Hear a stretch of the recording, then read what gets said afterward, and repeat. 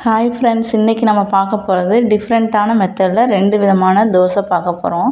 ஹோட்டலுக்கெலாம் போனால் பெரும்பாலான குழந்தைங்க இந்த மாதிரி மசாலா தோசை வித்தியாசமாக தான் சாப்பிட்ணுன்னு ஆசைப்படுவாங்க. அதை வாங்க எப்படி வீட்டிலையே செய்கிறதுன்னு பார்க்கலாம். இப்போ ஃபஸ்ட்டு மசாலா தோசை செய்கிறதுக்கு ஒரு கடாய் வச்சுக்கோங்க. அதில் 1 டேபிள் ஸ்பூன் உளுந்தம்பருப்பு, 1 டேபிள் ஸ்பூன் கடலைப்பருப்பு சேர்த்து நல்லா பொரிய விட்டுக்கோங்க. இப்போ கடலைப்பருப்பு உளுந்தம்பருப்பு ஓரளவு நல்லா பொரிஞ்சிருச்சு. இதோட கொஞ்சமாக கடுகு சேர்த்துக்கலாம். கடுகு நல்லா பொரிஞ்சு வரட்டும். இதோட இப்போ நான் ஜீரகம் சேர்த்துக்கிறேன். ஜீரகமும் சேர்த்து நல்லா பொரிய விட்டு மிக்ஸ் பண்ணிக்கோங்க. ஒரு கொத்து கருவேப்பிலையும் 2 பச்சை மிளகாய் நீல வாக்கில் கட் பண்ணி சேர்த்துக்கிறேன். இதில் நீங்கள் குட்டி குட்டியாக கட் பண்ணி சேர்த்திங்கன்னா குழந்தைங்க சாப்பிடும்போது கடிப்படும். இதுனா அவங்க எடுத்து வச்சுருவாங்க. அதனால் நான் நீல வாக்கில் கட் பண்ணி சேர்த்துக்கிறேன். இதோட பெரிய சைஸ் வெங்காயம் 1 கட் பண்ணி சேர்த்துக்கலாம். நல்லா வதங்கிறதுக்காண்டி கொஞ்சமாக மஞ்சள்தூளும் 1 டேபிள் ஸ்பூன் அளவு கல் உப்பும் சேர்த்து வதக்கிக்கோங்க.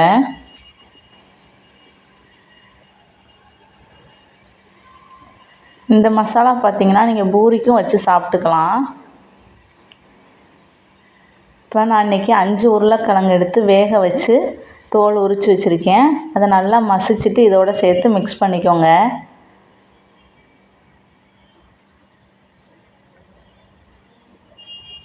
தக்காளி இதுக்கு ரொம்ப தேவைப்படாது. அதனால் நான் ஒரே ஒரு தக்காளி மட்டும் சேர்த்துருக்கேன். இது ரொம்ப வதங்கணும்னு அவசியம் இல்லை. இப்போ இதை நல்லா மிக்ஸ் பண்ணிக்கலாம். இதோட கொஞ்சமாக தண்ணி சேர்த்துக்கிறேன். ஒரு 1/2 டம்ளர் தண்ணி சேர்த்தா போதும். ரொம்ப தண்ணி சேர்க்க தேவையில்லை.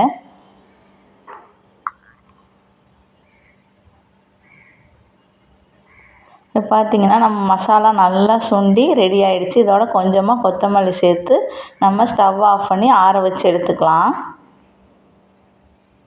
இப்போது ஒரு தோசைக்கல் வச்சுக்கோங்க. அதில் கொஞ்சமாக ஆயில் அப்ளை பண்ணிக்கலாம்.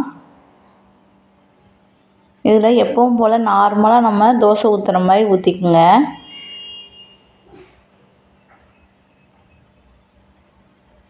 இதில் இப்போ நம்ம ரெடி பண்ணி வச்சுருக்க மசாலாவை சேர்த்துக்கோங்க. கொஞ்சமாக சுற்றி ஆயில் விட்டுக்கோங்க அல்லது நெய் விட்டுட்டு ஒரு மூடி போட்டு ஒரு சைடு நல்லா குக் ஆகிற வரைக்கும் அப்படியே வச்சுருங்க. பார்த்திங்கன்னா நமக்கு நல்லா வெந்துருச்சு. இப்போ நம்ம சூப்பரான மசாலா தோசை ரெடி ஆகிடுச்சு. இதை நீங்கள் எல்லா சட்னியோட சாம்பாரோட அட்டகாசமான டேஸ்ட்டில் இருக்கும். நீங்களும் ட்ரை பண்ணி பாருங்கள். குழந்தைங்க இந்த மாதிரி வித்தியாசமாக கேட்டால் நம்ம வீட்டிலையே டக்குன்னு செஞ்சு கொடுத்துர்லாம். இன்றைக்கி நான் கார சட்னி, சாம்பார், தேங்காய் சட்னியோட சர்வ் பண்ணியிருக்கேன். அடுத்து இப்போ கார தோசை எப்படி செய்யுதுன்னு வாங்க பார்க்கலாம். அதுக்கு இந்த மாதிரி ஒரு பெரிய வெங்காயம் ரஃப்பாக கட் பண்ணி சேர்த்துக்கோங்க.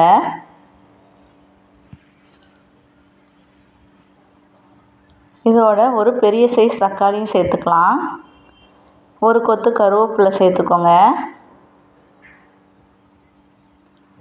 காரத்துக்காண்டி வரமிளகாய் சேர்த்துக்கோங்க. அதுக்கு நான் இன்றைக்கி 3 வரமிளகாயும் 2 காஷ்மீர் மிளகாயும் 10 நிமிஷத்துக்கு முன்னாடியே சுடு தண்ணியில் ஊற வச்சுக்கிறேன். அப்போ தான் உங்களுக்கு மிளகாய் சீக்கிரம் நல்லா அரைப்பட்டு வரும். இதோட கொஞ்சமாக உப்பு சேர்த்துக்கோங்க. சின்ன துண்டு வெல்லம் சேர்த்துக்கலாம். இது கூடயே 2 பல் பூண்டும் சேர்த்துக்கோங்க.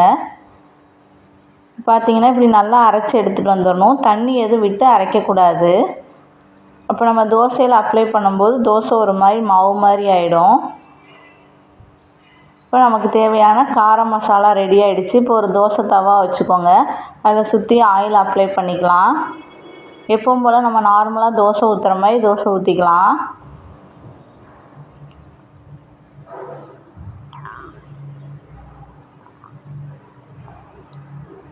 இப்போ பார்த்திங்கன்னா நம்ம ரெடி பண்ணி வச்சுருக்க கார மசாலாவையும் அதில் கொஞ்சம் கொஞ்சமாக சேர்த்துக்கலாம்.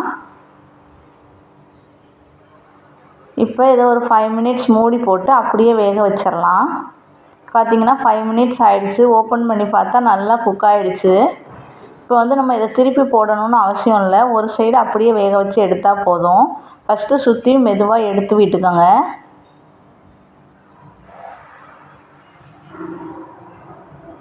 இப்போ நம்மளோட சூப்பரான கார தோசையும் ரெடி ஆகிடுச்சு. இது ஒரு பிளேட்டுக்கு நம்ம மாற்றிக்கலாம். இந்த மாதிரி வித்தியாசமாக சாப்பிட்ணுன்னு ஹோட்டலில் போய் சாப்பிட்ணுன்னு நினைக்கிறவங்களுக்கு நம்ம வீட்டிலையே சூப்பராக செஞ்சு கொடுத்துர்லாம். இந்த கார தோசைக்கு தேங்காய் சட்னி தான் பெஸ்ட்டு காம்பினேஷன். நீங்களும் ட்ரை பண்ணி பாருங்கள்.